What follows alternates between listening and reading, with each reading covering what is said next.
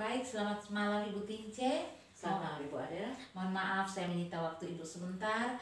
Di sini saya mohon kesediaan Ibu untuk membantu saya dalam menyelesaikan tugas salah satu mata kuliah PPG saya. Baik, saya akan coba untuk menjawab yang bisa saya jawab ya Bu Adel ya. Ya, baik Ibu. Di sini Ibu sebagai informan saya ada beberapa pertanyaan yang akan saya ajukan. Tema yang akan kita angkat di dalam wawancara kita pada malam hari ini yaitu motivasi belajar siswa. Pertanyaan pertama saya Ibu, apa saja strategi Ibu sebagai guru PPKN dalam meningkatkan motivasi belajar siswa? Strategi yang saya gunakan selama ini Ibu, yang pertama sekali tentunya saya menyiapkan materi ajar yang menarik mungkin. Perangkat pembelajaran saya buat dengan sangat menarik, saya mendesainnya dengan cukup menarik sehingga itu membuat anak tertarik. Yang kedua, saya juga menggunakan metode pembelajaran yang cukup bervariasi dan itu biasanya tergantung dengan kondisi siswa di dalam kelas, seperti itu. Dan yang ketiga itu biasanya dalam menyajikan materi pembelajaran itu juga Ibu saya menggunakan IT.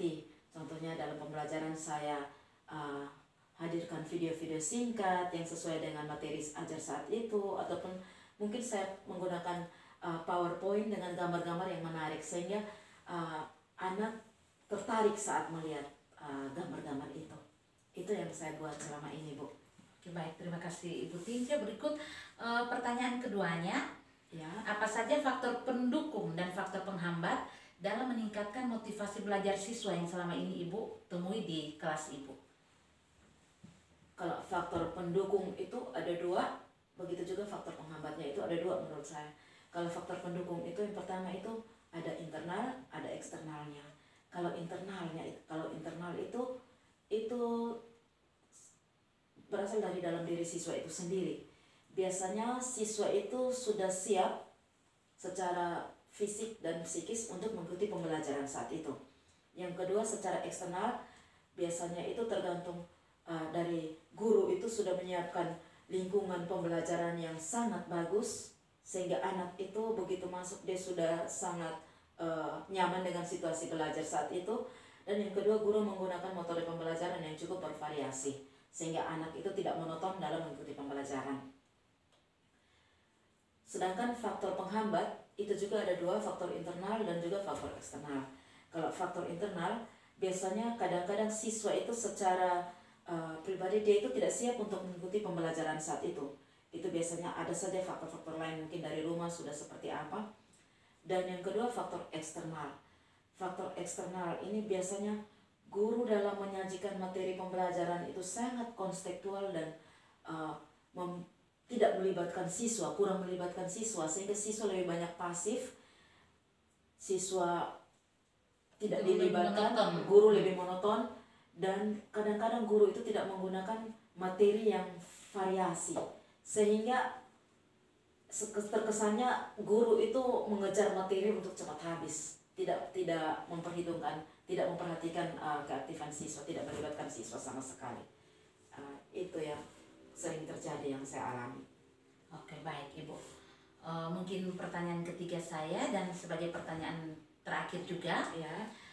Bagaimana cara Ibu mengatasi faktor-faktor penghambat yang tadi sudah Ibu sebutkan tadi? Cara Ibu mengatasi faktor penghambat itu untuk meningkatkan motivasi belajar siswa. Ya. Yang pertama Ibu, biasanya saya pertama sekali saya selalu menyiapkan kondisi kelas itu yang senyaman mungkin bagi siswa. Yang kedua, saya menggunakan metode pembelajaran juga lebih variatif tergantung siswa saat itu. Kalau saya lihat siswanya pasif, lebih banyak mungkin saya selalu menggunakan yang bervariasi Bu. Mungkin kadang saya menggunakan metode diskusi, kadang saya menggunakan tanya jawab, kadang Kakak. Pokoknya selalu saya sesuaikan dengan situasi saat itu. Lalu yang kedua Bu, saya biasanya menggunakan IT dalam menyajikan materi pembelajaran saya. Saya buat siswa untuk setertarik mungkin dengan materi yang saya bawakan saat itu. Yang ketiga, saya juga kadang menggunakan reward, semacam reward atau penghargaan untuk siswa yang menjawab pertanyaan dengan benar. Itu saya kasih mungkin itu pujian atau mungkin berupa permen. Itu seringkali saya saya berikan untuk anak-anak agar mereka lebih termotivasi untuk mengikuti pembelajaran yang saya bawakan. Seperti itu, Ibu. Oke, baik Ibu Tince, terima kasih untuk waktu dan kesempatan yang sudah Ibu Ya, Bu. kasih ke saya. Terima kasih untuk beberapa jawaban dari Ibu. Untuk kurang lebihnya, sekali lagi saya minta terima kasih banyak dari Ibu. Baik. Sama-sama Ibu Adel, terima kasih banyak.